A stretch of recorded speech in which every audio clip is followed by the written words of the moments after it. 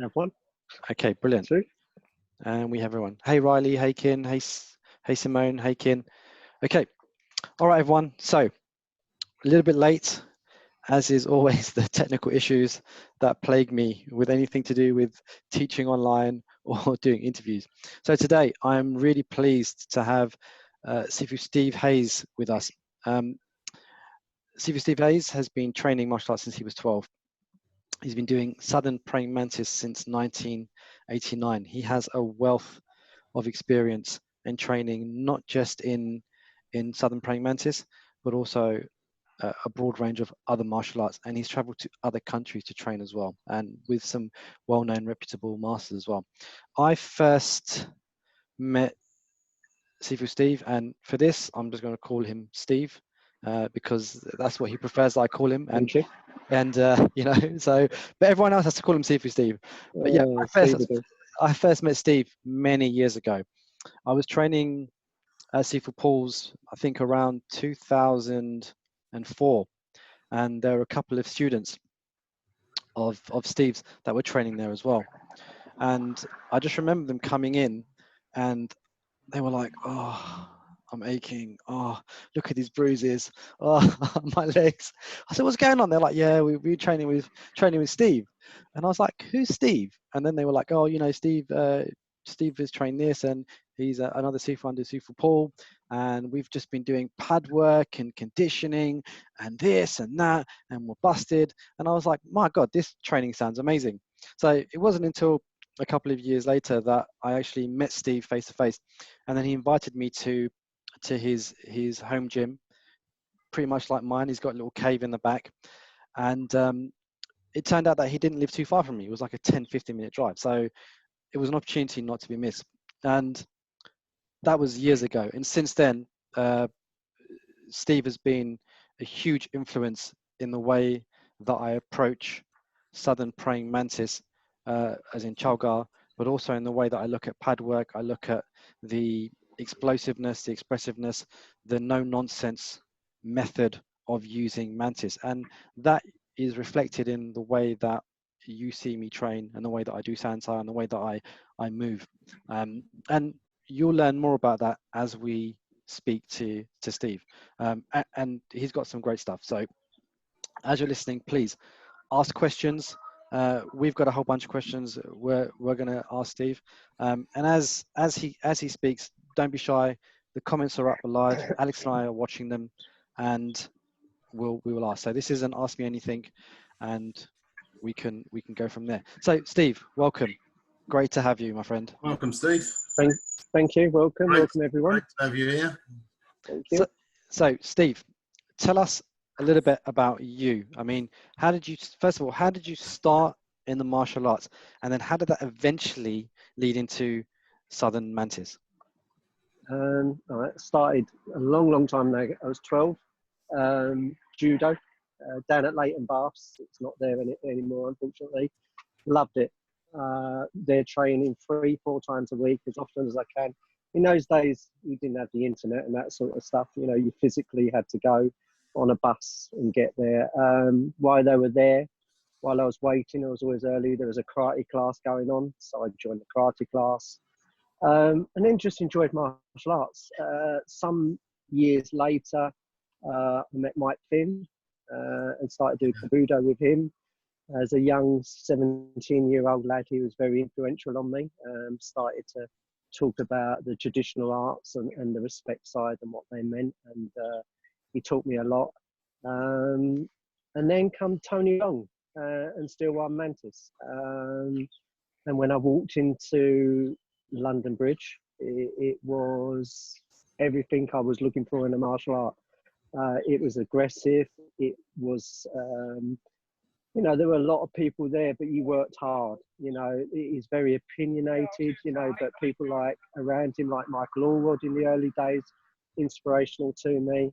And the whole Steel Wire family that come on with Tony Clements up in Birmingham. And I loved it. It was everything I wanted. Tony then took another path down the Qigong side and the healing side. It wasn't my path.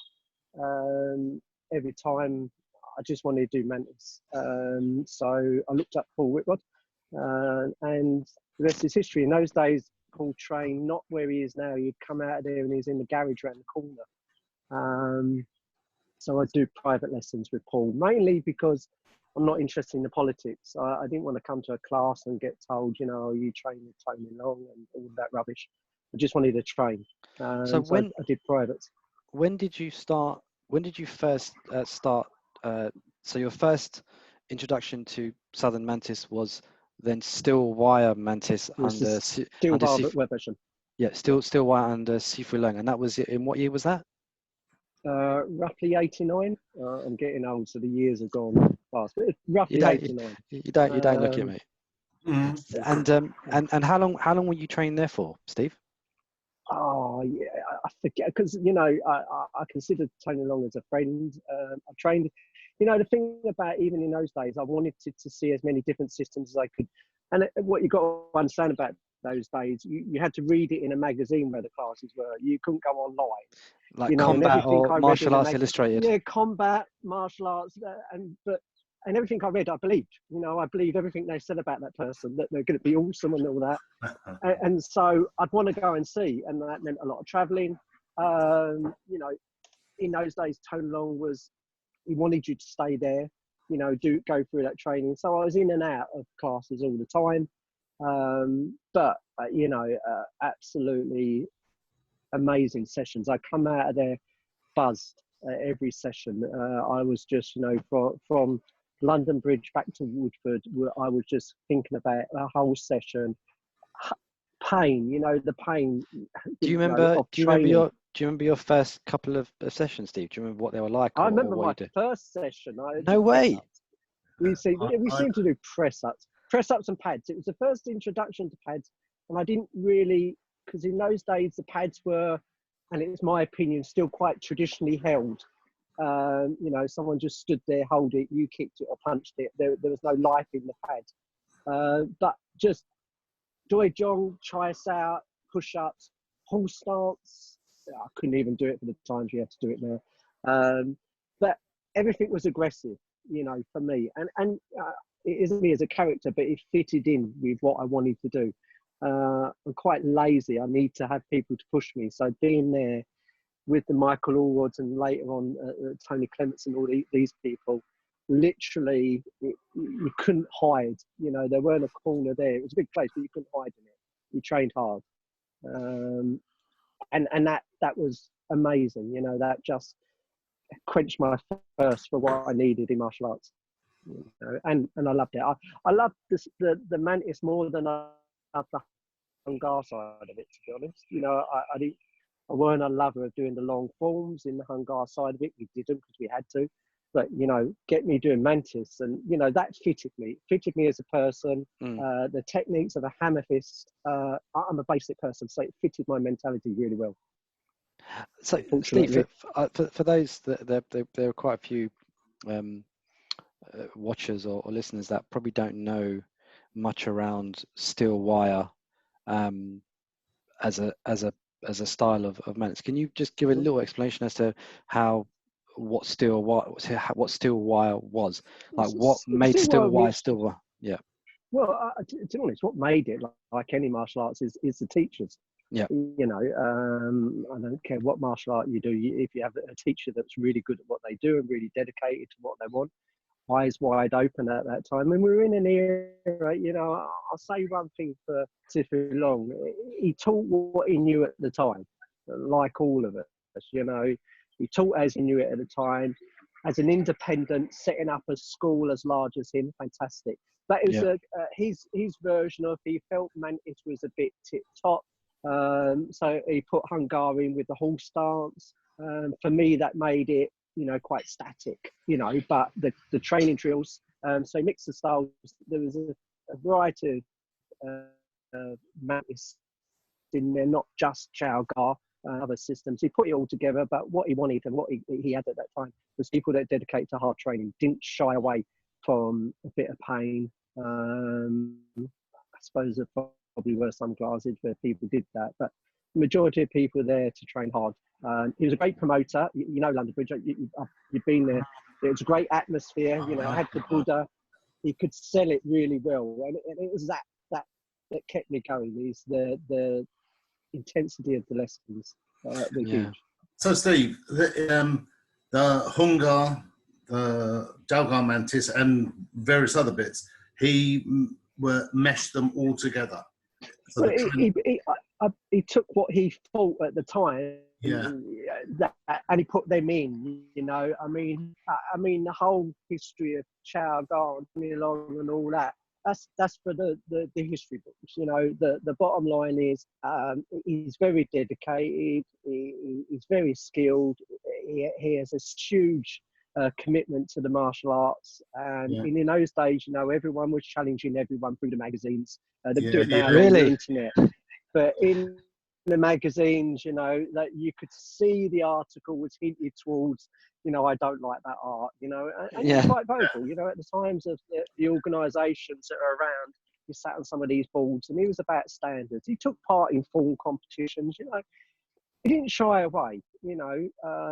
But what it was, you know, was hard training. You know, the people of that era, and I say that era, I believe were competent martial artists. You know, because of the level of training and the passion. The other stuff, the cross hands, was an era that win. You know, we still, you know, you can still see that in MMA. You just get in the ring and fight someone. You know, there's still the way of challenge. We can in those days, it was limited. Yeah, I mean, we can still see it today because there is an existing Stillwire group in Birmingham. Yeah, fantastic. And you can just see them boys train hard. Kevin is an inspirational, you know. I mean, you know, my heart goes out to the man. You know, he's an inspirational, and all of that Stillwire, as you say, up there. And Tony Clements, you know, again, you know, and Michael Ward, I've said it many times. You know, I can't say enough about him. But Tony Clements again. You know, you can't deny these people when you see them now, these decades later, and what they're trying to do. They're not in it for profit. They're in it for quality of training. Yeah, for the love of the art. They have a hard job. You met Kevin, you know, and he wants to go around to promote everything that's good about martial arts. You know, forget the names, but good, solid training, and you get what you get. You know, hopefully, and I take my hat off. When all this madness finishes, me and Nish will do a Birmingham trip. We hope to go and see them, and you know, everything we're doing is about trying to share and trying to break down the barriers that's been around. You mentioned the politics, and we've just got I've got no time for it. It's just it's a hindrance. Just train. Train. You know. Just train. I mean, I know allow people. You know, people are different. Styles are different. Let people get on with what they're doing, and you know, just help people. You know, people need. You know, you can help people. You can advise. You know, don't always like people's opinions. I'm sure people. You know, I'm too old to worry about what people say about my ability or lack of ability. I'm happy with me. You know, I've always been happy with me. I've only trained ever for me. I've never trained for the belts. I've never trained for titles. I train because I enjoy training. You know, it just happens that the Mantis journey is a journey that I will never leave. And every other art I do around it informs my Mantis. It's not everyone goes, well, why don't you do that art? I'm like, no, because all it does is inform my Mantis. You know, otherwise you get caught up with only fighting your own system. And then how do you know if it works if you don't fight other systems? You know, this, you know, you grapple on the floor. You know, this is what it's about. Once you come to that level, go out and meet people. And test your art and improve it. You know? Do it through hospitality of honesty. You know, not through, you know, I am this. You know, there's always going to be someone around the corner that punches you on the nose a bit harder than the other person. You know? Yeah, exactly. You know, and they're there to be had, but you know, that's what it's about. You know, and again, I suppose I suppose it's there. I try and keep away most of it nowadays. You know, but you know, the old days there was a lot of it. You know, a lot of it. People would come to. In that time, I had the class in Forest Gate. People would come to me with combat and say, you know, Sifu Long said this, and I'm like, well, you know, go and see him then. What are you coming to see me for? You know, but while you're here, let's have a go. You know? How long were you teaching in Forest Gate for, Steve? About a year and a half, 2 years. Eagle and Child Pub, if you know Forest Gate. But it was again. I mean, I'm not. To be honest, you know, I'm still trying to learn myself, and I don't mean that in any other way apart from I find it hard to teach people when I want to try and learn myself, you know. As I said, what's been going over the last few days are things that I'm thinking, oh yeah, that's what we need to do to get people to this level. Because otherwise I teach people what I do now, but not the journey that I come through to get to wherever we may Yeah, be. I think that's kind of important that people see that journey and try to understand it as best as possible. They can't do the whole journey. They'll have their own journey, but to actually see how you've got to where you've got informs them, and they kind of, you know, it forms a basis for their foundation of their training and stuff. I mean, you talk about the combative approach a lot. Yeah, that's a big part of your the methodology of your use of Mantis. Can you tell us a bit about that? Another part of my journey, a real eye opener, because I've become disillusioned, to be honest, with forms and doing the forms the way we're doing. And I don't want this to sound any other way, but in part of my job in the security industry, I had to deal with situations whether I liked it or not. I met the combative groups, a guy called Dennis Martin, officially went up to Liverpool to train with him. And then I do seminars with a guy called Lee Morrison, and I advocate anyone to look them up, because again, it's just pure training and everything they were doing. I remember my first lesson with them, and they were talking about hammer fist, and I'm like, no, that's not a hammer fist. Well, this is a hammer fist, you know, because that's what we're known for. Yeah. Palm strikes, tearing, ripping, headbutting, biting.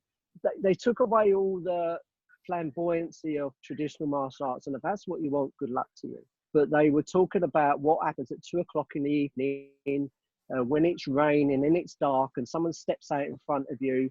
For that second, can you get yourself away from there and get home safely? Not have a fight. You're not going to be there. You're not going to grapple with them on the floor. You're not going to do anything. But for that moment, deal with that situation with as much violence as you can. I'm salivating now.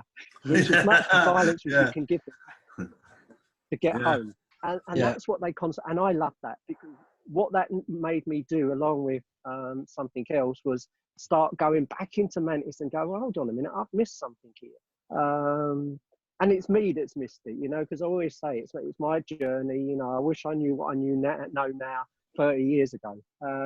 But it was that I wanted to know how effective in that moment when I had to protect, not have an argument with someone or a bit of road rage, but I needed to look after myself. Did I have the tools to do it? And I questioned myself on that. And that's what led me to look at the combatives and go back to Mantis. Sifu Paul said to me about training pads. I remember many years ago, you know, about the benefits of training pads. And so now the combative approach, and I do advocate looking at people like Lee Morrison and what they do, and then go back to your forms and have a look at them and start having a look how you do them and so on and so forth. Yeah. Stop me, because I'll wrap it on. No. It's brilliant, and I agree. I think quite often people can miss there's stuff in the form. Some of it is subtle, but it's but once you understand it, you can use it crudely. It doesn't have to be flowery. Yeah. I believe if I'm gonna say anything about me is I you know, martial arts is a skill. You know, techniques we do are a skill. They take many years to develop. I mean, I studied Yin Style Bagua with Dr. Shear over in China. Oh wow, you know, there was no shortcuts. You got to do the 20 years or don't go outside. And it frustrated me coming from Mantis into a system where you weren't allowed to. You only did forms. You didn't hit anything. You didn't try and play a pair form. Yet Herjin Bao was a phenomenal martial artist, phenomenal. But I'm coming from Mantis, it's direct. And so, you know, I looked at this and I thought, you know, forms are there, as I said, to be informed. There's something else that always stuck in my mind. I think I've said this on the tape before, is if the masters hid the secrets in the forms, why are we still doing the forms with the secrets hidden in them? In other words, you've got to break them down. They weren't meant to be done exactly that way, because that was the way, if I believe what the scripture said, is they were worried about people watching them training and picking up their secrets. So they did a form. So why are we still doing it that way when we should look at it and pull it apart and put it back together again for an individual? Because, you know, I've been pulling first form. Everyone says to me about how many forms I do. First form. There's so many fighting applications in it. The other forms I didn't need to look at, because I can go back to first form, which I was always told was a building, strengthen the body, yes, but it's got applications. And what I believe we do is we give people the ability in that situation where it's a real problem, they need to get away in, they can get away. Not have a fight, they're not going to go into competition, but for that moment. And that's what Combative is about. Yeah. It's pure aggression and 100%, 0 to 110. Yeah, to Like survive whatever confronts you. Yeah, at that moment, don't, you know, again, I've got to be clear, this isn't about road rage, this isn't about having an argument with someone, this is about when you truly, you know, the one thing we miss in martial arts is the theory of fear in fighting.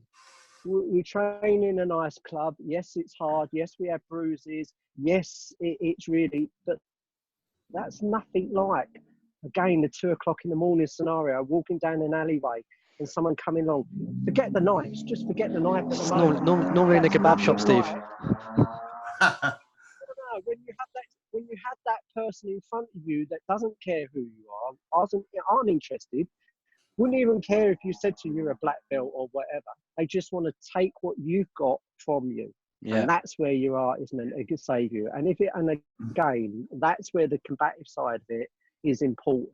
Is that side of it is about that moment, and then go home, zen out, have a nice day, but you did what you need. And you know, we're in a violent world, and the only way you beat violence is with more violence. You know, I talk a lot of people down in my job. You know, I'm great at conflict management. I can talk most people down from a situation, but I'm also in the back of my mind and know if it needs to go somewhere, then let it go. We'll both go to hospital, you know, but it's going to be a hard day at the office. Probably not. Probably just them. But you know, we never know. Part of the journey. Yeah, we never know. Part of the journey. I tell you, I normally say one goes to hospital, one goes to prison. Yeah. So, Steve, I want to take a few steps back, because I do want to come back to the subject of the combatives, the psychological, and the no nonsense approach to how you teach as well. So let's go back. So you trained with Sifu Lone, you did still wire, hardcore training. I mean, I was there for 3 years as well, but that was at Angel Islington. And I imagine even earlier those days when you were doing it, it was even harder. So anyway, so how did you end up training then with Sifu Paul? How did you end up then training with Sifu Paul? Because I say, Sifu Long was getting into the healing side of it. And he showed me it, and I looked at it, and truly, I didn't understand it. But it wasn't me, you know. I wasn't on this journey for that side of it, you know, the healing side of it. And I wanted to do Mantis, and the next person on the list to do Mantis with, the only name that's out there, certainly at that time, was Sifu Paul. And so, you know, Tony was now going off to China a lot. And I wanted to do Mantis, and the only other person to do that was Sifu Paul. Contacted him, you know, I said, you know, could I do some private lessons? And again, I remember the first day, you know, in the garage in Stratford, you know, as I say, it'd come out of that building into there, and obviously he's gone back in there. And just thinking, oh, you know what, I wish I'd done this 10 years ago, you know? And no, Sifu would always say you can't have regrets. You're on a journey, you are where you are because of that journey. But do I wish I could have gone back, you know, because there was two totally different people that come to a problem from different avenues, that both adequately able to deal with that problem. So I didn't want to go down the Tai Chi route. I didn't want to go down the Qigong route.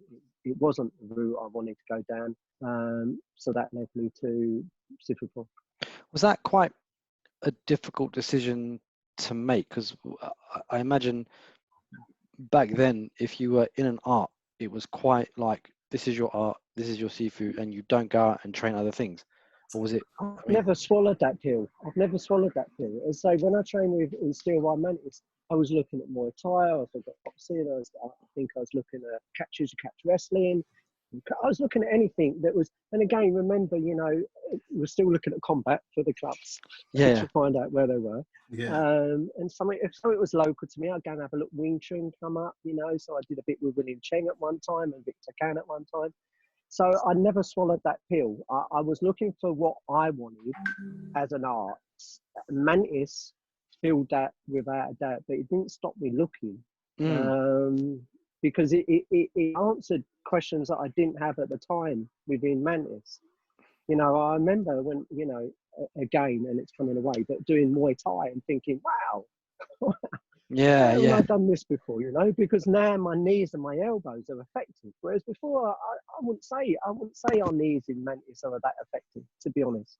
But seeing how they do them in Muay Thai, coming off. So, you know, it wasn't, I wouldn't say that Sifu Long likes people going outside. There come a stage in my life actually where Sifu Long said, go out, explore, look at spots. There was definitely a time in that when he encouraged you to go out and look at other systems. But Paul Whitworth was because I wanted to do Mantis, and he was the guy that's name kept popping up. I didn't want to do anything else as a system. You know, I dabbled in a lot of things, but I wanted to do Mantis. You know, and again, for me, it was just a hammer fist in the Mantis. You know, it was just that just, you know, just fit me. So there was no question about it in my mind. Yeah, I do remember when I said to Tony Long, you know, and he wasn't over the moon about it because of history. You know, and say it's your history, it's not my history.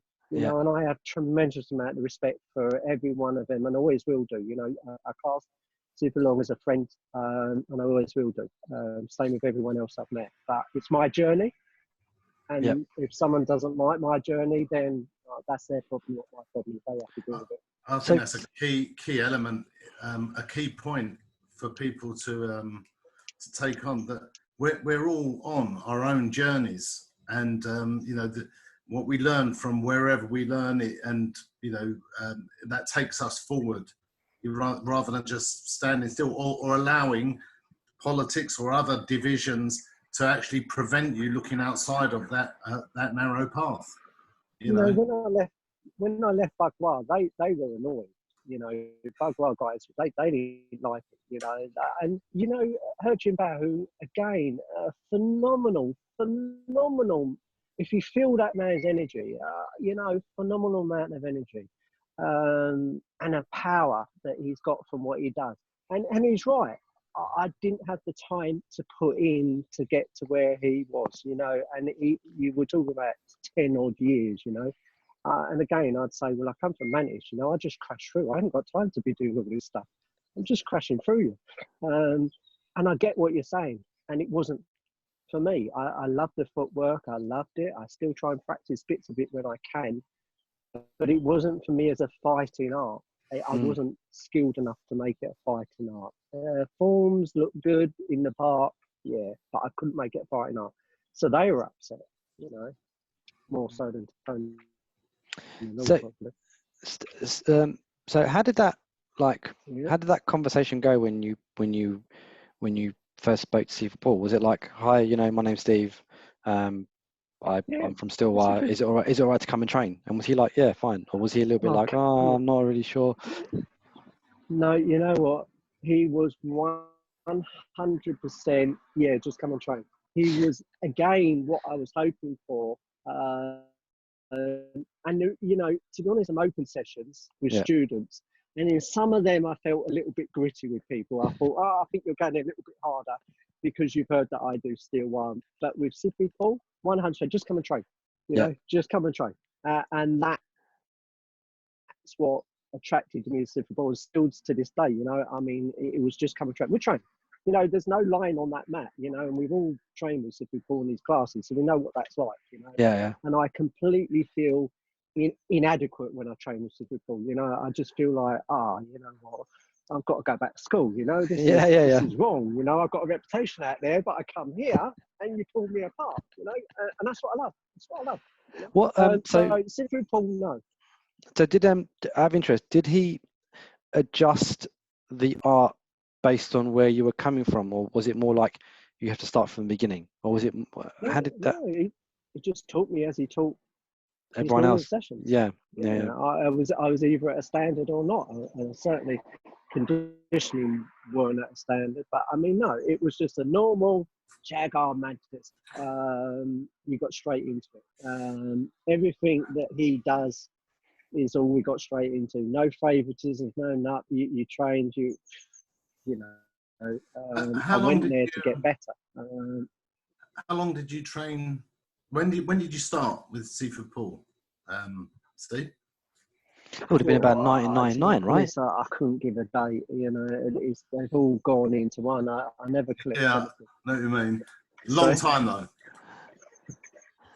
It's probably about 2000, 1999. Yeah, it would have been 2000, about something like that. 1999, 2000. Yeah. 99. Yeah, I can dig out the dates, but it's I've never looked at gradings. I've never done any of that, so I don't know. So, all I know is it.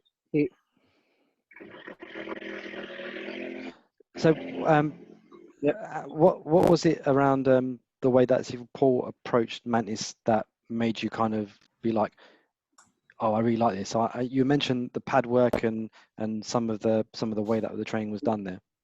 No, we all know it. It was just pure. Whatever you want, he will give you.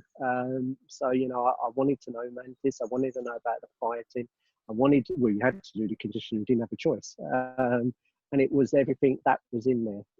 It was just as I expected Mantis to be. Conditioning, form works, applications. I've heard us all say it many times, but if you can't see the application, slow it back down. You must see the application in what you're doing. And that was always critical. I spoke to Paul a little while ago when I said, I want to have a look at a bit of Bagua, and we went straight in. In that sessions, I learned more about applications than all the years I've done Bagua, because it was straight into the application. So for me, it was about applications. Conditioning, I know, but it was about this is what this does, and this is how it will work if you put the training in to get it. So it was applications and intensity. I can't deny it. It was hard training, right? Yeah. Well, everyone knows. So, Steve, we've got 2 questions from the group so far, and I'm just going to ask them out. So we've got a question from James. Oh, I'll do the first one. I've got a question from Stephen Worcester, and he said, "Do you still train Filipino martial arts, FMA?" Sorry, you're breaking up. Yeah. We've got a question from Stephen. Do you still train Filipino martial arts? Sorry, I didn't hear that. You need to say it again. Yeah. Do you still train? Only with myself in the garage, and again, the Filipino arts I love. I think the hand speed coordination, eye hand coordination, it's time, isn't it? It's time. I pick up a few. I don't train. I play around in the garage on my own, going over the concepts. The concepts I use the same concepts actually from Combatives and Mantis, but I miss those days. Yeah, but I don't have the time to train in the Filipino arts. Fantastic. We've got another question from James Deegan. Hi, Steve. How did you end up training in Goju with Gary? Hi, James. Again, it's the same lines when you're looking at history for Southern Mantis. And if you're looking at history, the Goju will come up, the name will come up. I'd actually trained with George Andrews before Gary, because again, even though he's not that far from me, I didn't know about him. I was interested in Sanchin and how that related to Sambo Jin. And again, I think it was yourself, Nish, actually, that made the contact that said Gary trains with you at Southern Mantis. That's right, I remember, yeah. And I remember that, made a contact to him. And again, there's another great guy doing good things. So it's through you. Like the content. Just to go back, you talked about your, needing something that's going to be simple, direct for the work that you do loads of security stuff. So it's sometimes, if you can't do the psychological approach, it's hands-on. Just got a question: what security work have you done? He's not allowed to talk about it. Listen, I've been involved in the security industry since I was 20, from many different aspects, all the way through from debt collecting to doors to close protection to car snatchbacks, whatever. You know, as a young kid, I made lots of errors. Everything you get involved with nowadays, 99.9% of it can be talked down. You actually don't need to get into that physical situation. You don't. I really believe that. It's probably my ego that's got me in there, because I'm not like some of the words. But all aspects, from everything, you know, close protection, when the SIA, if you know about that, they regulate the industry. I can't say I agree with them. It's my job. It's my job, and you know, I do my job. I do as best I can. We train people to the standards they want. Hopefully, I get a better standard from them. But most of them, I would worry for their own safety because they don't look after themselves. So most aspects, you know, from all types of security, close protection, you know, it doesn't, you know, everyone wants to know who you've looked after. It doesn't interest me. No. What interested me is that I get a job done, no one gets hurt, and we get to go home. And you actually teach? That's the only thing. You know, the skill in close protection is not to get caught on camera. You know, everyone wants to be in a photo. No, you've got to be the grey man. The skill's not. Yeah. Yeah. Well, the SIA govern it. So I teach what the SIA govern. But we try and make it as better as we can under a limited ability, because as I say, I think you can't teach anyone that has you need to have some form of combative skill or high level physical training to know what it's like at that level when it all goes wrong. You keep away from it, but you need to have it, and if you haven't had it, you're going to freeze. The moment the situation happens, you're just going to freeze. Yeah, it's interesting. It's interesting what you said earlier about, you know, the combatives dealing with that split second of, or you know, that fight, flight, or freeze response that we get, because even though we train and have loads of us have trained really hard and really tough, we get all the bruises and stuff, but the training school becomes a bit of a comfort zone. We're so used to it, and we're so even if you're sparring or whatever, it doesn't really prepare you for that someone in your face at that split second, and you know it's going to kick. You know, I mean, it teaches you, you know, the psychology. This is like the combatives group talk a lot about the psychology of fighting and fear. You know, I mean, you had Jeff Thompson back in the 90s that talked about fear in his books, and he's right, you know, because I meet a lot of people that you turn to your right and you look at them and you're thinking, well, they're no good to me, you know. And again, it's about talking things down. It isn't about fighting. It's about having the confidence to go forward and say, yeah. And I try and use humour all the time, you know. But it's about going in and letting them know this is what you can do, this is what you can't do. Take it or leave it. I'm giving you options. I don't really want to roll around the floor with it, you know. But you need, I think the thing about when you train martial arts at a decent level is you've got that confidence that it sort of like comes out of you, it oozes out. The other person in front of you starts thinking, well, I don't know about this guy, you know, you don't look the biggest guy, but there's something about him that thinks, well, maybe I'll leave it, you know, maybe I won't. And we call it in the industry, but I'm looking for the situation where people get out of the way. You know, even if I'm out with my loved ones, why would I want to be fighting when I've got my loved ones starting there, you know? None of my kids have ever seen me fight, and they never will do. They're disappointed, and I'm like, you're never going to see it. You're never going to see it. There's nothing worse than seeing two grown people rolling around on the floor. Yeah, it's ugly. It is ugly, ugly, isn't it? You know, if you're going to do it, do it. You know, and that means that, you know, it's not going to be pretty.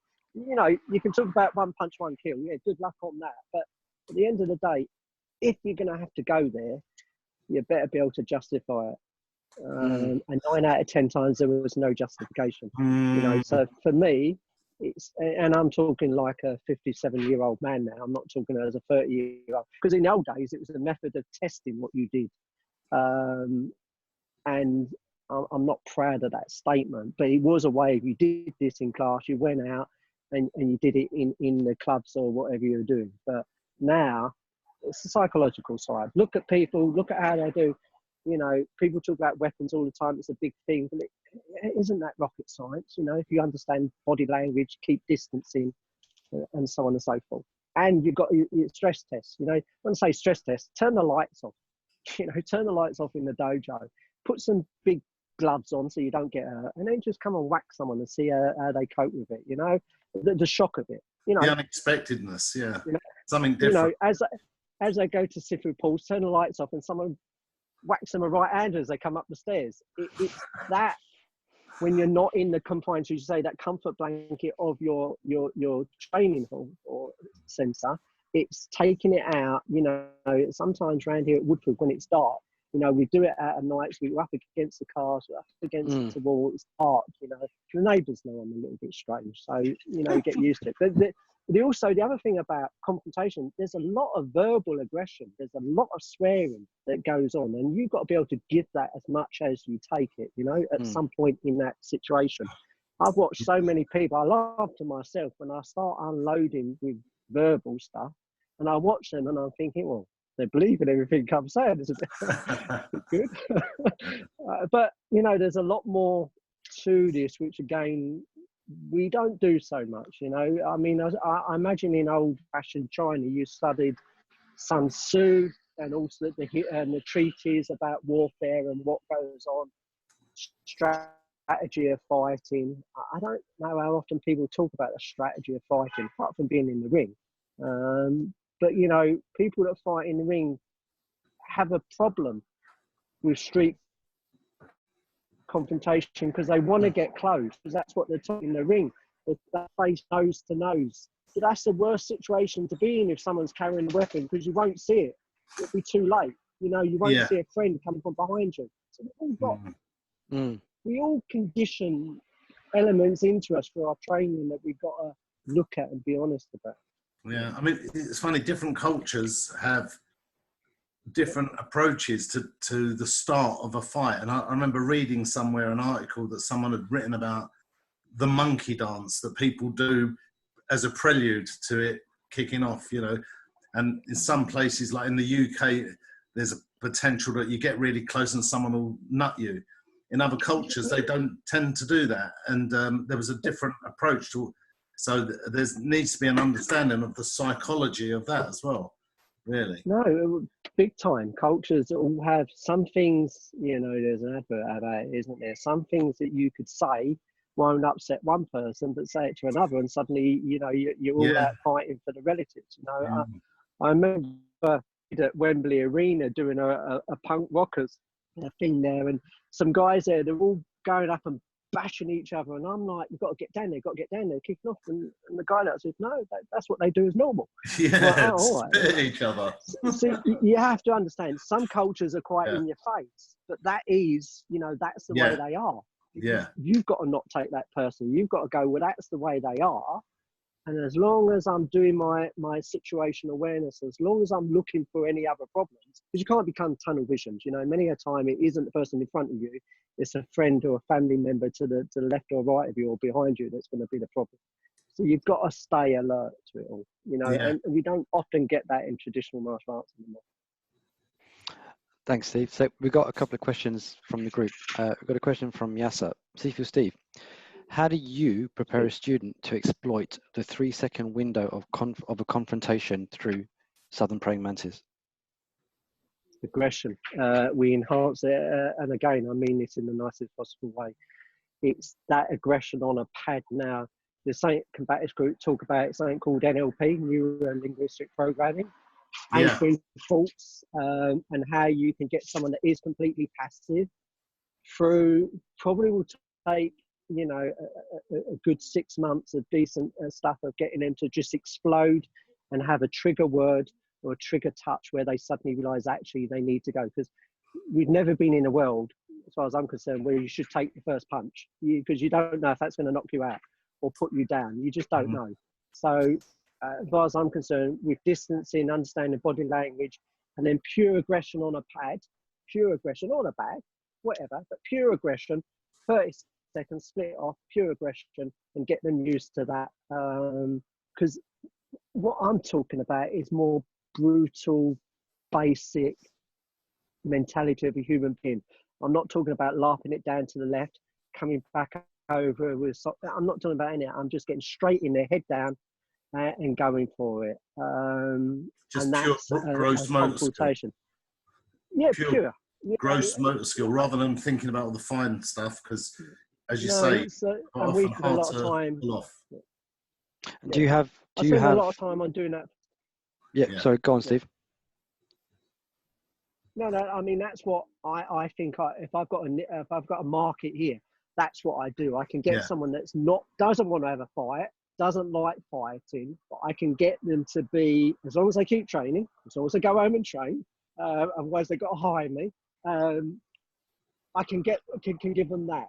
If they want to learn an art, I'll be honest with you. If someone comes to me, I want to learn something Mantis, and they go and see Sifu Paul. Go and see one of the Sifus, because they'll teach you the art. I'll teach you about aggression, the brutality through the techniques, but I'm not that great at the art, if that makes sense. No, it does. But it's getting NLP is saying again, neurolinguistic programming. Have a look at anchoring people's thoughts. I mean, there was a saying that when you're angry, go and punch a bag, but actually that's probably not the best thing, because it means violence comes when you're angry and you get out that. So they say hit the bag. If you've got tension, don't hit the bag. What that conforms to is when people are upset is they go and hit something. So we need to undo that, so that people only, if they're going to train for that. And what you'll find is these people will, because it's all about prevention, will start being more aware of their situations and not being in them. I don't know how many times I've been out with friends and they say, all right, we're all right with you because we've got you here, Steve. I'm like, I'm the first person out the door. Trust me. For Christy, I'm on my feet, because I recognise it. I'll say, let's go. Let's not get involved. What's the point? And that's critical. It's not that we're not able to. It's just, it is 100% right, thing to do. And if you're confident in yourself, you'll do it. Yeah. If you've got something to prove to someone or your friends, that's just ego, isn't it? And it's it's just self-destructive is nonsense. So going back to that kind of 3-second window and preparing a student within a short space of time, do you have a set number of particular techniques that you drill, or the ones that are your go-to? Yeah, we have the same, pretty much. And again, the ones I like. So when I say to people, you got to remember that when people come and train with me, they're training with what I like doing. I'm like, well, I like doing it. Now, as a teacher, I may say, listen, you may have to look at this, or may do that, or this may be better for you. But, I love hammer fist, I love palms, I love the head, I love elbows, and I love knees, because we're close in. If I've said it before, if someone's dancing around with me, I'm not interested. I'm too old to do all that dancing. I'll stand, wait, you've got to come to me. I can even make you come to me with verbal, by insulting you or a family member, and you'll certainly want to come to me. Or I can recognise that actually it isn't a fight in the first place, and they're just using this as a way of their own, we call it peacocking. Yeah.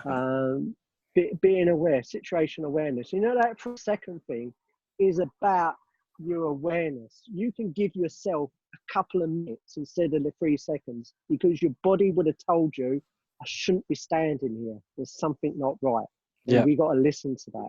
And again, if I was a 21-year-old, I'd be saying, shut up, Steve, go and fight. But as a man that's gone through this journey, I've been like, hold on, save your battles. Is it really necessary? It's an ego thing. It's an ego battle. If you want to, we're in the 21st century, MMA, just get in the ring. In my day, people will put gloves on you and you go out into the local field and you bash each other with them. Or you may not put gloves on and still go and do it. But there's ways of testing if you need to test. But when you're out with your loved ones or on your own, the best self-defense has always been is not to take yourself away from the situation. Don't be there. I say, you can be in a club and you can go, listen, I don't like the way they're looking. then follow that advice. I know we're all free to do what we like to do, of course we are, but you also, there's consequences when you don't react quick enough, and then you're leaving yourself the 3-second rule. 3-second rule, you've got to decide on how they're standing in front of you. Are they bladed? Where's the hands? You don't see the hands, you're in trouble. Where are their friends? Where's the exit? Who's going to help me if I get in trouble?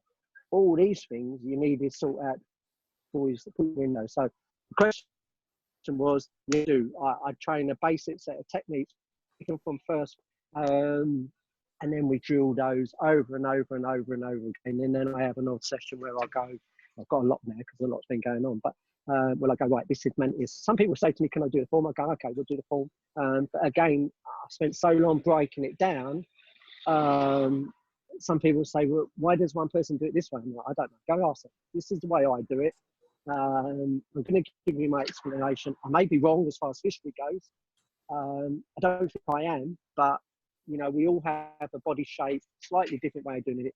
You understand the concept. If you're doing it for Hagon, fantastic. If you're doing it from a batter, fantastic.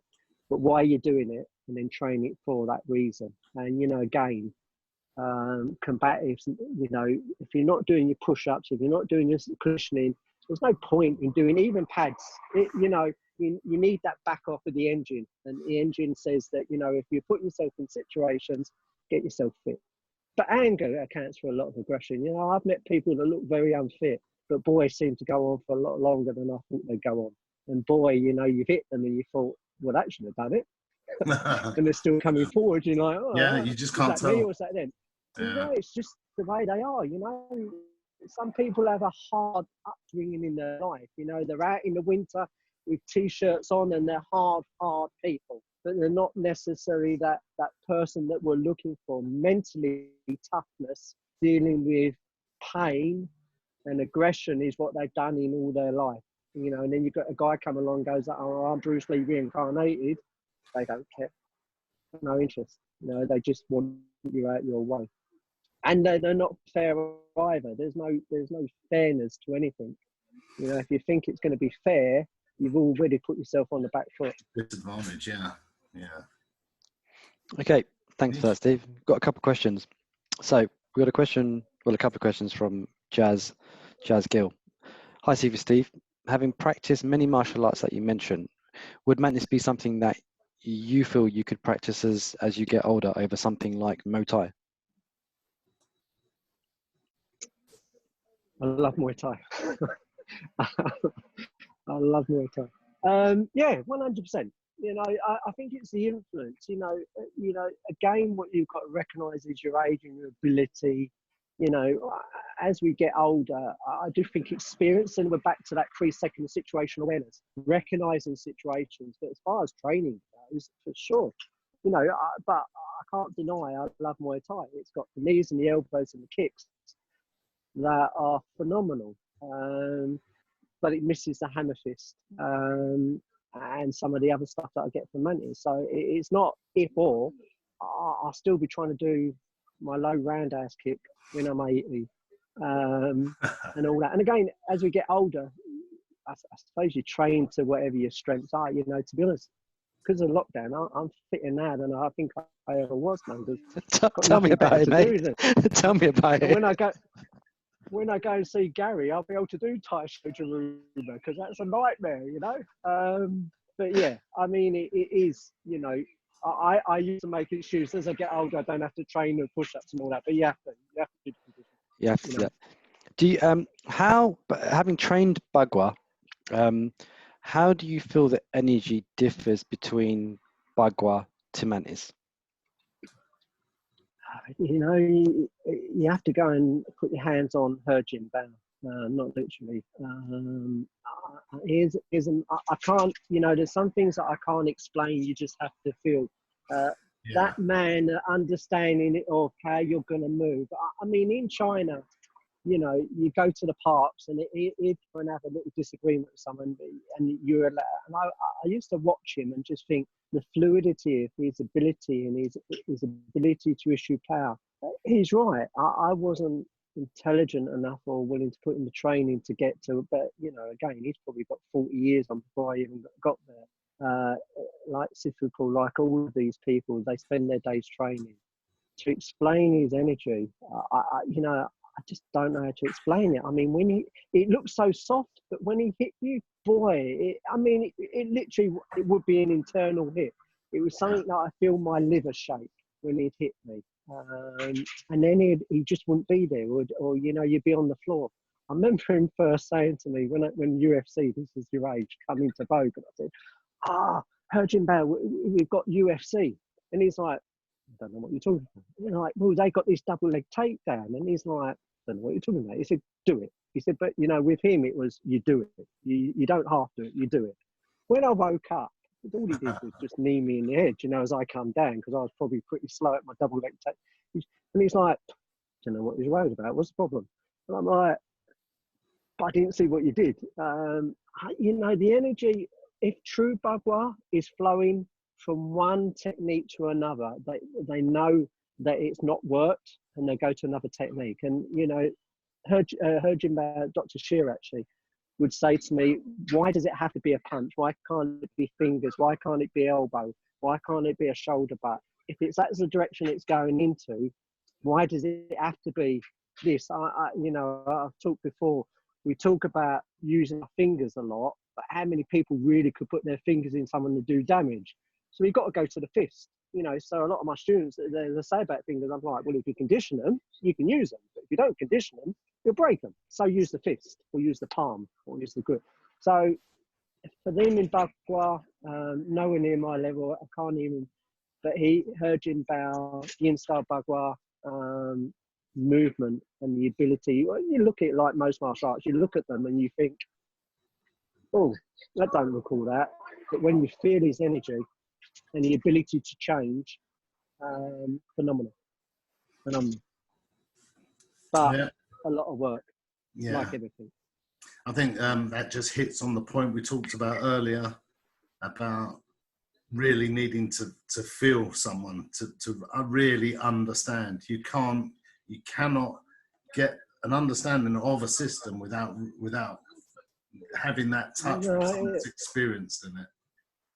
You know? Yeah, you got to get hands on. If you can't feel the energy, I mean, you can look at people and think that looks pretty stupid, but you know, again, it's the energy. I don't know how many times I've been caught out with people. I've looked at them, this would be an easy day in the office, and then suddenly it's like, oh, that hurt. that weren't meant to happen. So yeah, you've got to get hands on. Everyone, you've got to get hands on. You know, you can tell again from conditioning, if they do a lot of conditioning, and just because someone does a system doesn't mean everyone does the conditioning. You know, we've got hundreds and thousands of people who do Southern Mantis, but how many people take it to the level to really, really be able to use it? You know, because it needs to work. You've got to put work in. If you don't put work in, you don't get anything back. One more question here from Fred Bland. Says, with your desire for aggressive arts, why didn't you do more? Wing Chun is considered pretty aggressive. And how do you kind of compare them? You know, it's one of those questions. How do you compare the two? Yep, sorry. I did some Wing Chun with Victor Kan and William Cheng. It didn't excite me. I've got friends that do it. They come and train with me. It didn't excite me. And that's just, it didn't excite me. I don't know why. It just didn't excite me. And that's, again, it's about the teacher, I suppose, and what they infuse in you. I just remember my first lesson with Victor Kan was standing in stance for the whole 2 hours. And I'm like, well, I don't want to do this. I don't want to stand here. I want to get on the hitting ball. So, and it isn't decrying from them. It's just for me, it didn't give me what I was looking for. But a phenomenal art in the right hands, without a doubt. But not for me. Yeah. I don't know if you trim guys contact me now. Just a comment from Gal. All seriousness, you're looking well, Steve. Looking younger and stronger. Mm-hmm. He must want something. Yeah. Yeah. It's a tablet. We've got a question from Mark Roberts. Hi, Sifu Steve. I started in Still Eye Mantis as well in Islington, 1977. Like you, loved the Mantis bit and the hard training. Question: do you use the Mantis methods to condition and develop power in your students? And do you use other methods in addition, and what are they? Good question. It is a good question. I'm going to think about it. Do you No, want me no. to- I mean, no. I mean, 100. You know, Mantis is about aggression, in my view. You know, it's about aggression. It's aggression, understanding the technique. Combative gave me a bit more about how I could train from, say, just do a jong or this sort of thing, and it opened my eyes to say, you know, it's okay, Steve. I don't have to stand in a V stance. I can do this, and I can. So that gave me ability, along with Bhagwat, to say, well, why am I doing it that way? But with everything we do, the whole flavour is Mantis. Mantis is aggression. Mantis is go forward. Where you stand, I want to. Oh, my version of it is where you stand is where I want to be. And you know, Mantis is, for me, I don't care what you do. This is what I do. And if you're better than me, then when I get out of hospital and A&E, I'll shake your hand and buy you a drink. I'll come back a few years. But it's aggression. And so literally that's what we do. And that's how I teach students. It's aggression. Not you know, you can speak to students who do the same technique for years on end. And people will go, you know, do we do belts? I'm like, I don't do belts. You know, I've never been. We talked about marketing, but I've never been on that line. I always thought I'd start teaching when I come to retirement, when I didn't have to worry about people, you know, making judgment on me. But for me, if you're going to come, we're going to look at the combative element of it through Mantis. It's Mantis. Everything I do is. Other systems inform me, like the question of Muay Thai. Muay Thai heavily influenced me how to throw a knee and elbow properly. Mantis didn't do that. Mantis said they were there, but it didn't give me that. Or I was not at the lesson where it got it. I don't know, but it didn't give it to me. But I did Muay Thai, and I was suddenly thinking, this is the proper knee, this is the proper elbow. No, I didn't leave Mantis to do Muay Thai. I put the elbows, I saw the elbow and said, right, that's an elbow. This is how we do an elbow. And we took it away from the form and we trained it with a combination of techniques. Yeah. I mean, having seen some of your guys train, That's the question. That explosiveness comes out as well. You bring that out of them.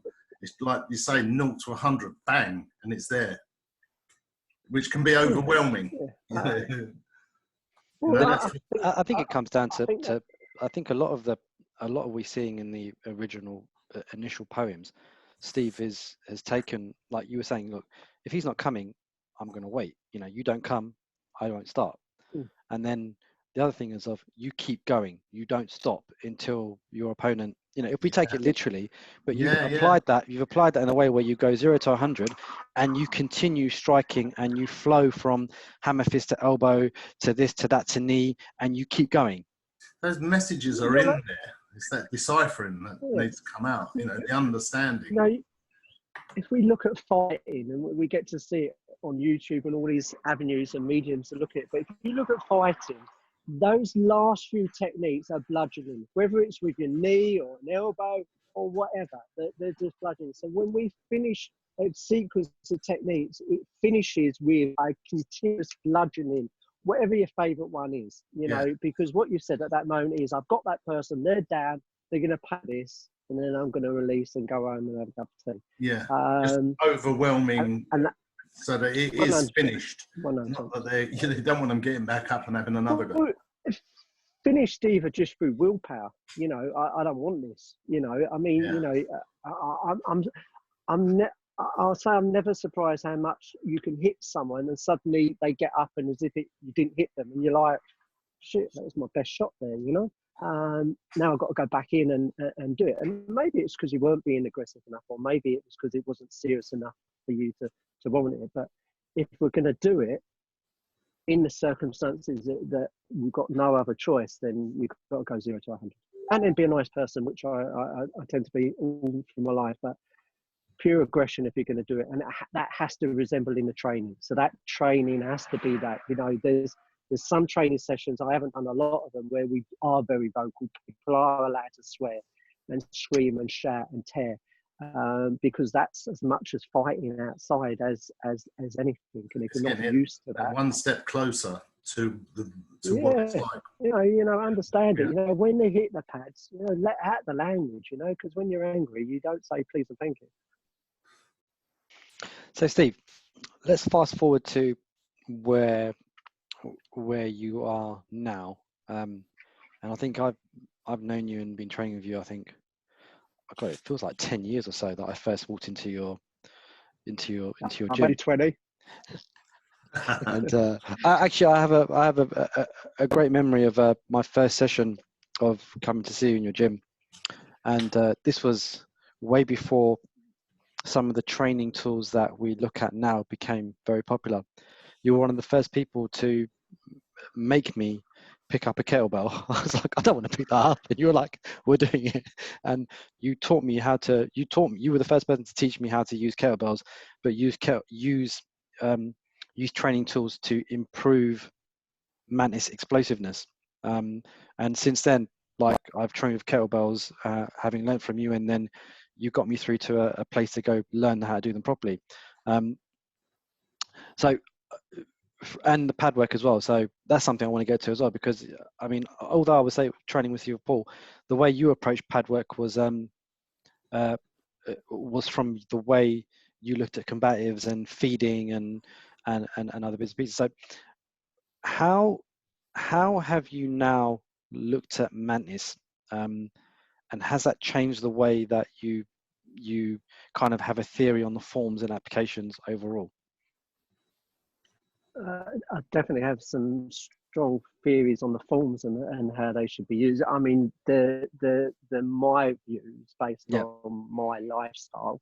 Exactly. Yeah. And I say I keep pulling first form about. I've got nice techniques I like doing. They work for me.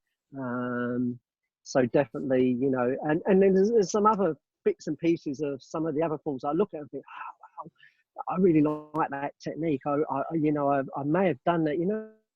Sometimes you do something by accident. You can get that from, and then when you look back, you think, is this form? So forms inform you, but that's where the study comes from. You've got to be strong in your basics, very strong in your basics. If you're not strong in your basics, then forget anything, because you can't issue power. If you can't issue power, then there's no point.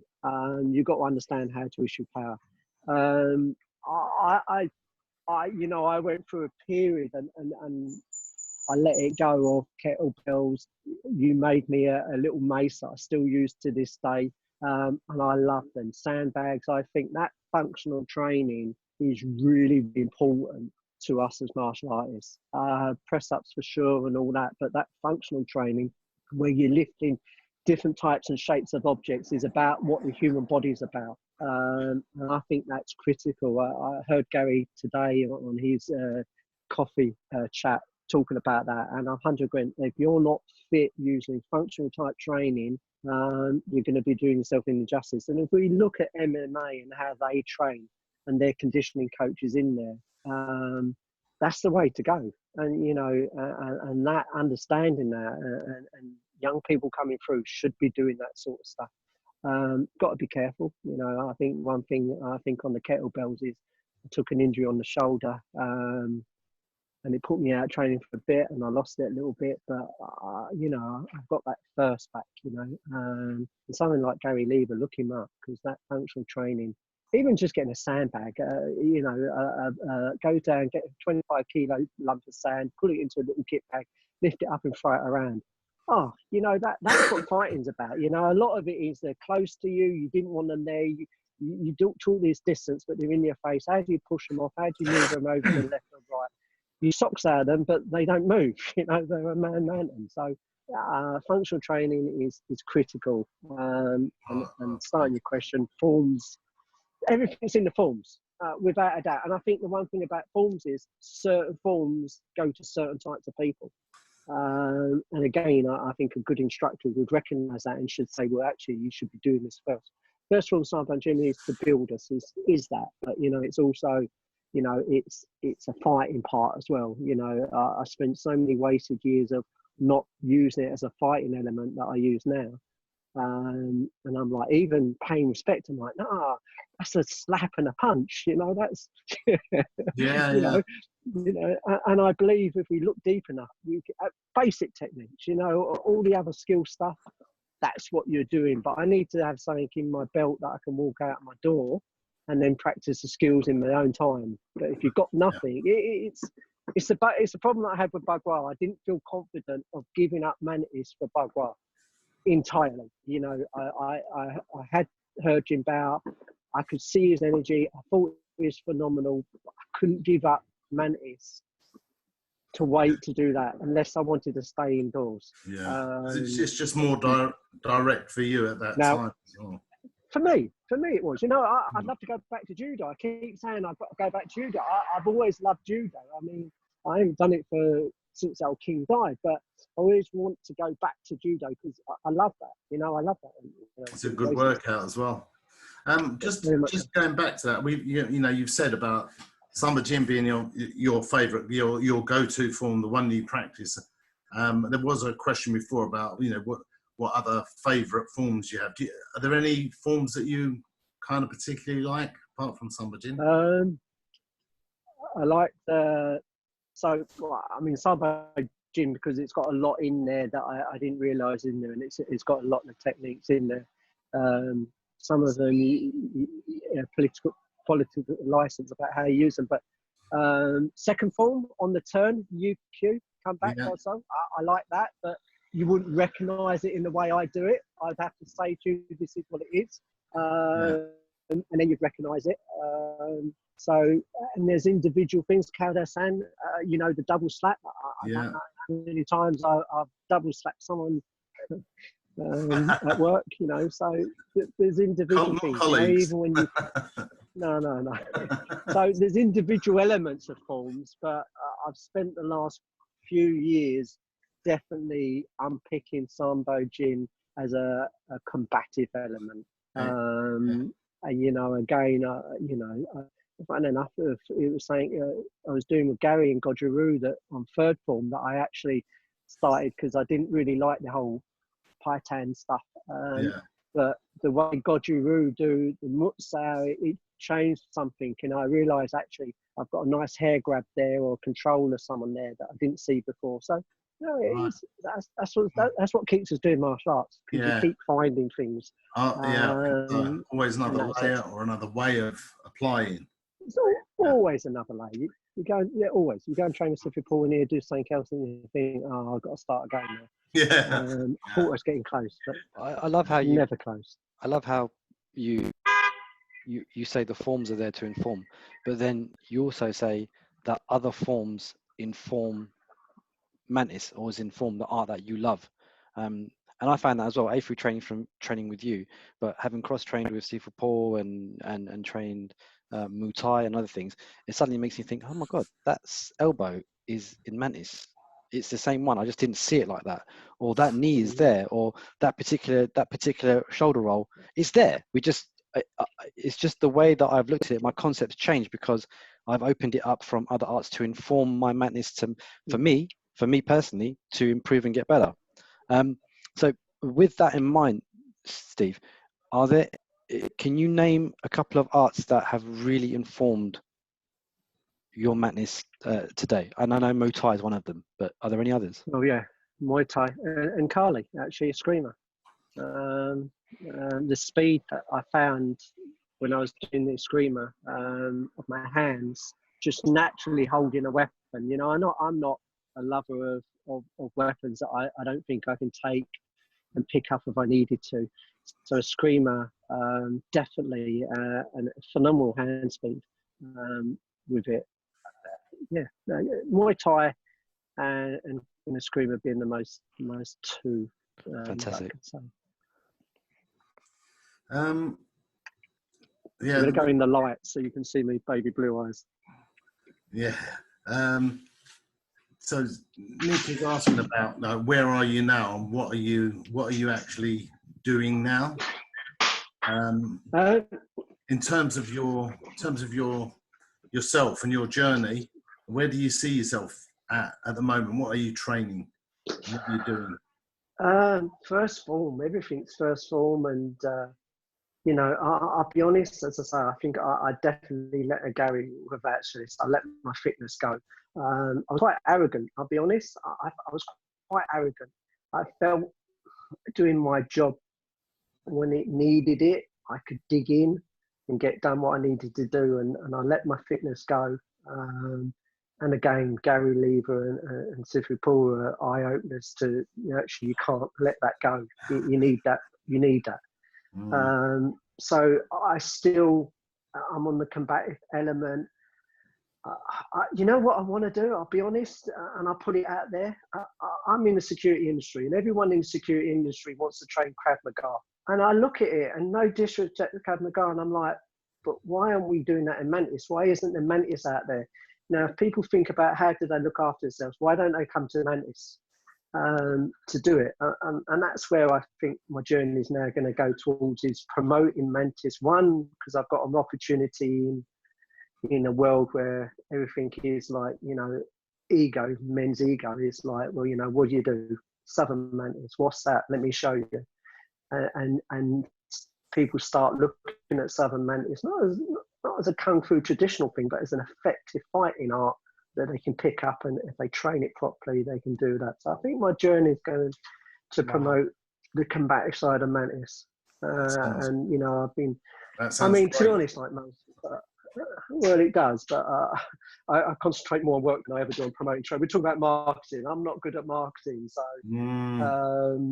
I end up, you know, I mean, you know, I've got people that cross paths, you know, in the close protection world. That's the world where I think I'm like, no, yeah, and again, I'm not decrying Krav Maga, nothing wrong with that, but for me, I'm like, well, why isn't Mantis on the same platform as Krav Maga?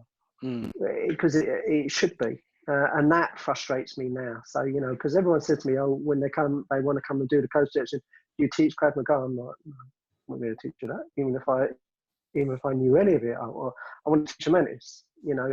And so for me, it's trying to promote the combative element. If I can give something back, it's giving back the combative element of Southern Mantis. That's what I want to do. Yeah, that's fantastic, and I wish you luck, and I can help you with marketing there, Steve. Don't worry. Yeah, we'll follow up on that maybe later in a year or so. See where we are. So we got a question from Chris in Greece.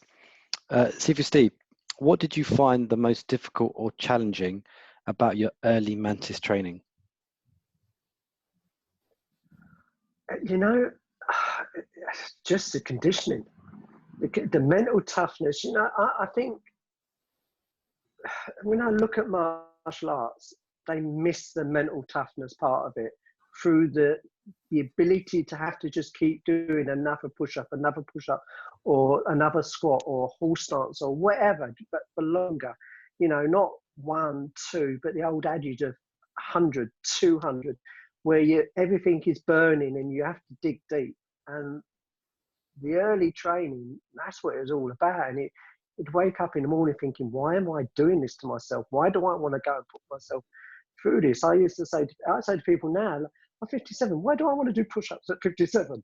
So can't I take up, no disrespect, can't I take up Tai Chi? You know, why do I have to do this conditioning? But in a violent world, you need it. It's as simple as that. So it's a conditioning, and it never gets it. The thing about all this, it doesn't actually get easy. Everything's there to challenge you. Yeah. You know, you're always going to try to push one more or a bit longer. So that's what you should. For sure. You know, I mean, even tricep, you know how valuable that exercise is to me when I'm working. And I can feel someone that they're coming in, I just put my hands there and they seem to stop, and I'm like, and I never knew where it come from before. And then I'm thinking, you know what, it's all that Doi Zhong and Chai Sao. It's actually got a method of using it to it, not just, but I could use it. But everything, as you say, is another layer. You've got to keep pushing yourself. Gary's great for this. You all go for this. You've got to keep pushing yourself. I've gone through a stage where I think I'd become very lazy. You know, I think I worked off my aggression and I didn't, you know, get out and do the exercises. I did an event last year to prove my mental toughness, because I just thought I'd lost it. And But that's what we got to keep doing. It's the mental toughness of getting up, going out, doing a form, going out, hitting a pad, going out, going for a run. That toughness is there every day, because we all are, you know, I'm busy today, you know, but you can't keep making excuses. Not in this game, you know. If you said to me, I do qigong, I'll go sweet, brilliant, you know. But in the fight game, or in a game where there is the potential, or if you go to a nightclub every Friday night, there's always that potential. And if you're being honest, when we do martial arts, we're sort of like saying it's because of that ever unfolds, can I do it? So it never gets easy. I don't know if that answers the question. And that was a great tidbit from you, Steve. So another question. What piece of advice would you give yourself if you go back 20, 30 years, or even pieces of advice with regards to training? Doesn't even have to be Mantis related. No. Train hard in the basics. Train hard in the basics. Just train harder in the basics. You know, we all want to jump around or jump up or jump over. You know, we all want to do that technique that perhaps looks a bit more exotic, but it's the basics. You know, I've heard this before when I've asked people a similar question, and I'm saying the same thing now. Just keep your basics strong. Understand about how you issue power. Understand how you build it. Develop it, and it never stops developing. You can't move it on to something else if you haven't got it. And then you've got to test it in different avenues, you know, with different bits of kit. But your basics, you know, I think sometimes I've been guilty of I've become restless. You know, I think Bhagwad's a classic example. I didn't want to do what I needed to get to He Jinbao's level. But how was I going to get there if I didn't concentrate on the basics? So basics. Always do basics. Excellent. One more question. We have do you have a certain conditioning routine that you do, or do you just vary it, mix it up all the time?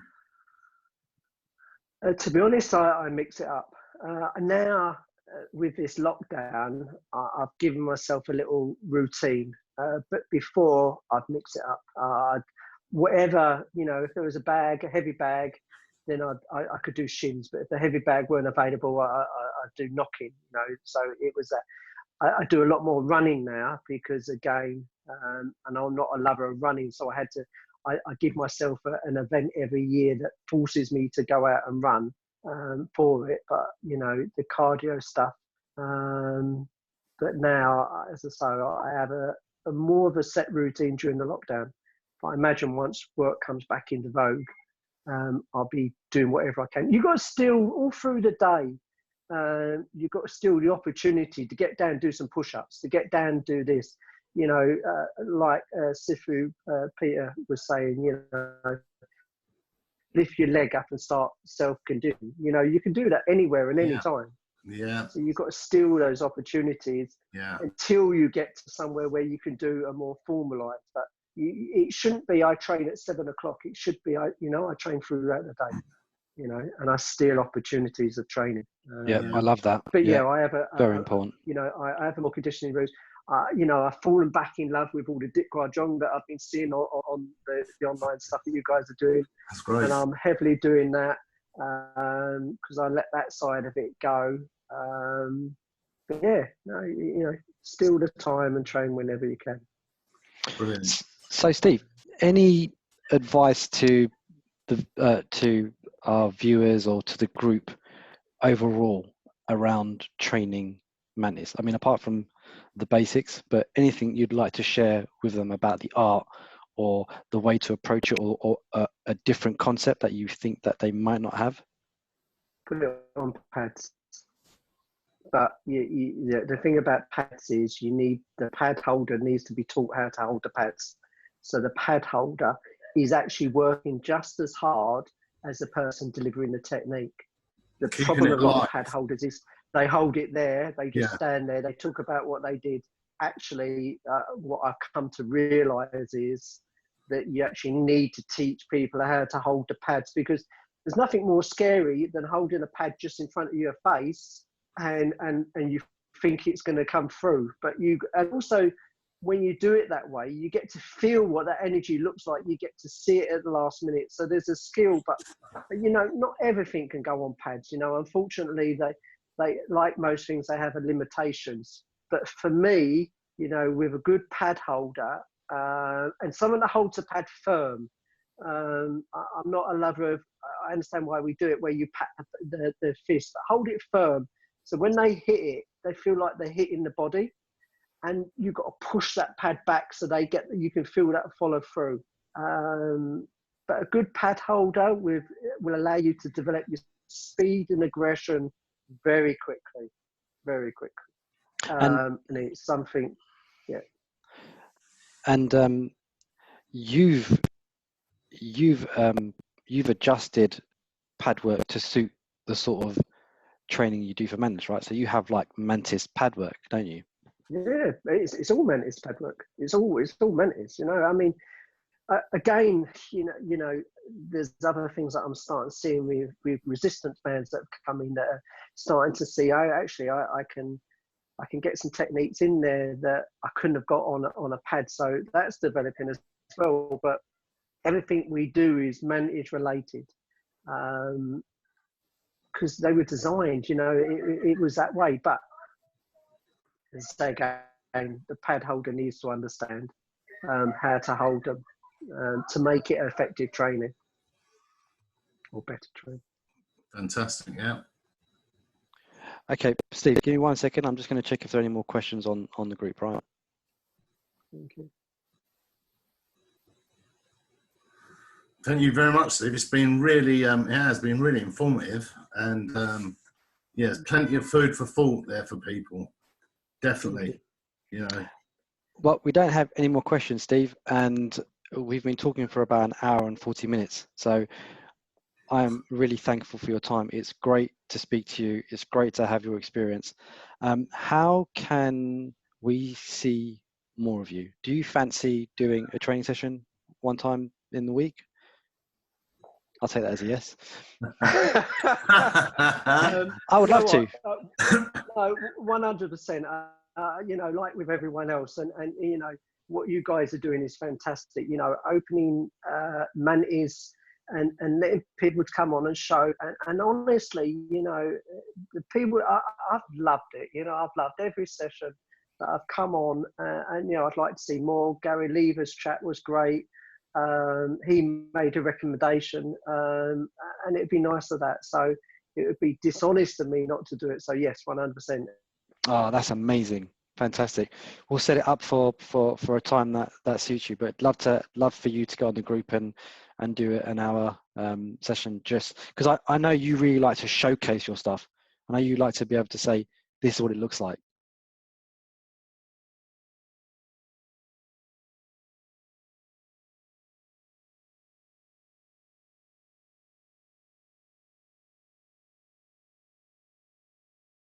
He's on his way back. Yeah. Welcome back. Yes. Go and get tea, was it? Yeah, went to get gin and tonic again. When I got a GMT. Yeah. Where did I cut off? Because I was still talking. Steve was just saying he would do the session. People just need a pad, or they can use their own hands. But he would do it entirely from the first form, which is great because he's explained and talked about it here. And this is an actual way of people seeing, you know, the proof of the pudding, as it were. And I'm quite interested in that as well, definitely. Yeah, so we'll prepare people to have a pad or a spare hand.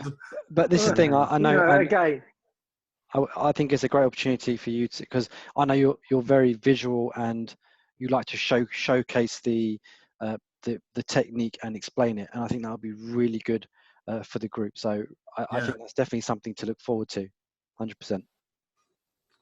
No problem. Nice one, Steve. Thank you very much for your time and your. Cheers, mate. Thank you, guys. Your approach. And Steve, once all this is over, definitely Alex and I are going to come down and train with you in the gym, all right? Yeah. I look forward to it. I'll come to see you. Thank Thank you very much. All right, take care. Cheers. Take care. Nice Thank one. you. Bye-bye. Bye.